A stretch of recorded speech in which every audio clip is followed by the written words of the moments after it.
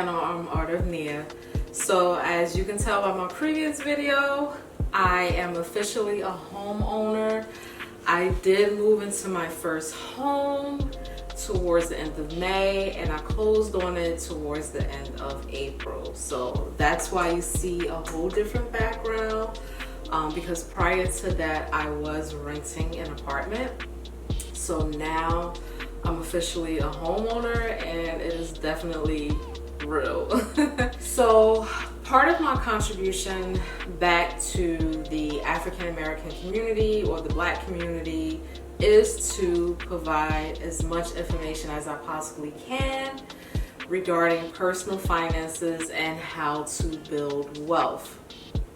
Of course, a disclaimer with all my videos, I'm just an individual on YouTube providing this particular advice and these tips.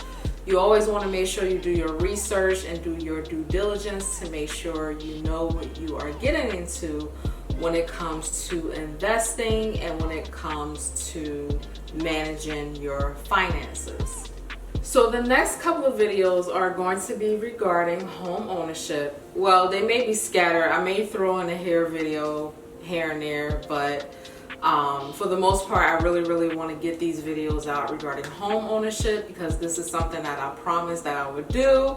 If you're not following me on Instagram, you need to be following me on there. I am very active on Instagram, so I'm always in Instagram stories letting individuals know about the new and upcoming videos that I'm going to be making. So with that being said, today's content is going to be about how to prepare for home ownership. These were the things that I thought about. These were the things that I came across online, and as well as advice that was given to me to pretty much prepare for home ownership. Number one, just simply ask yourself, why do I really want to own a home? Is it because everyone else is talking about they own a home on Instagram and it looks super glamorous and it's just some expensive ticket item that now everyone is jumping on a bandwagon about? Or is it because you really want to build wealth and you really want to have some type of stable foundation for you and your family? One of the most important things that should come to mind when you're thinking about owning a home is whether or not you like to move around a lot. Like if you like to move around every year and a half, or you constantly have to change your scenery, you want to explore different states and, you know, just really live your life and see what else is out there, maybe home ownership obviously is not for you. When you're thinking about owning a home, the general rule of thumb is to stay in the home between 3 to 5 years or up to 10 years. And that's actually a pretty long time. So that's something to definitely take into consideration, because if you purchase a home and you sell it too fast, you may lose money and all of those things that comes along with trying to attempt to sell a home. So that's very important to keep in mind. In my particular situation, I'll be honest, I was confused. I did not think that I was going to own a home this year. I was playing around with the idea last year, but I did not know that I was going to own a home in 2020. But my landlord, the complex in which I lived in, the management had changed so many times. The management office wasn't doing what they were supposed to be doing anymore, and pretty much management there had let the complex just go to the wayside. So I figured, if I'm going to be paying X amount of dollars in rent, I might as well own a home instead of throwing my money away and making someone else rich. Why don't I just own a home and build equity and allow that to be a part of my financial portfolio? Number two, you want to educate yourself about home ownership. I cannot stress this enough. YouTube is a great resource, of course. Instagram, other types of social media, if you will, as well as researching things online.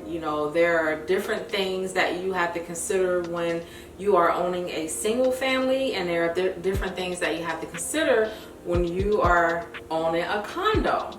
With the condo, obviously, sometimes the homeowners association fee, which is that monthly maintenance fee in addition to your mortgage that you have to pay, sometimes that covers a lot of the maintenance, snow removal, cutting the grass, maintaining the roof or the exterior of the home.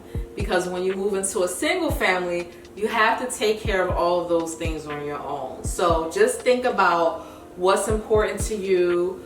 What do you want to spend your free time on? Is it maintaining your home on the weekends, or having a peace of mind and just offloading that particular responsibility to another individual or group of individuals known as a homeowners association, and you just pay that in addition to your mortgage? Another important thing as far as education, try to become very familiar, or as familiar as you can possibly get, with the area that you want to stay in.